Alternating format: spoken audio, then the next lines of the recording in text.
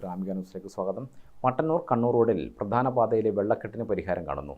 ഇരു റോഡുകളും ചേരുന്നിടത്ത് കലുങ്ക് നിർമ്മിക്കും. ഈ മാസം 5 മുതൽ 18 വരെ ഗതാഗത പരിഷ്കരണം ഉണ്ടാകും.